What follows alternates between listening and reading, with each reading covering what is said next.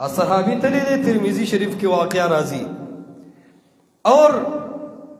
روان دے عثمان رضی اللہ تعالیٰ عنہ او دا کلی دا بادشاہ او دا لویو خلقو دا رواجو چه پنسے بے اخکتا وی اسم زمونگا معاشرہ کی چکم ناپویا خلق دی عوام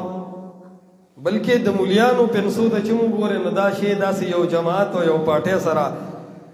تړلې ساتي چې پنسې د برابر د سنت مطابق اوچت کړي کله به درته وویل لکه باران شوی دی سخټي دي دا د سنتو بسې په رنګ رنګ طریقو خندا ده خو مسلمان پې پوهېږي نه کله کله خو درته په صفا الفاظو کې وویل لکه جوړوابي شوی دومره دې دا پنسې بره کړي دي نو هغه خلکو ورته وویل چې دا پنسې لږ ښکته کا دا د بادشاه کلی دی وایي به چې داسې سادهګان خلک راغلي دي د عثمان رضی الله تعالی عنه غیرت وګوره د محمد رسول الله صلی الله علیه وسلم په طریقو باندې د هغه په منهج باندې دومره کلک دي هغه وایي اترک سنت النبي صلی الله علیه وسلم لهؤلاء الحمقا د دې بے وقوفو دپاره زه د محمد رسول الله سنت پرېږدم دې ته وایي مضبوطیا سره په سنت ودرېدل هغه ځای کې جون مه تېروه کوم ځای کې چې تا د محمد رسول الله صلی الله علیه وسلم د سنتو نه خلک منع کوي دا خو کېدی نشي چې سړی مسلمان وي او ده کې د الله د پیغمبر د سنت جذبه نه تړپ ورکې نه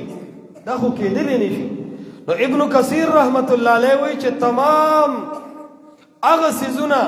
چې اسلام امر کړی دی مسلمان به هغه ځان کې راولي د دې انسان مکلف دی اور هر هغه څیز چې د هغې نه اسلام منع کړی ده د هغې نه به مسلمان منع کیږي دا د الله رب العالمین یو لوی فرمان دی بیا ډیر اجزای دي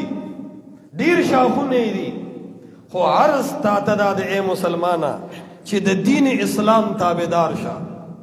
مطالبه ستانه دا د ای مسلمانه چې په هر اعتبار سره اسلام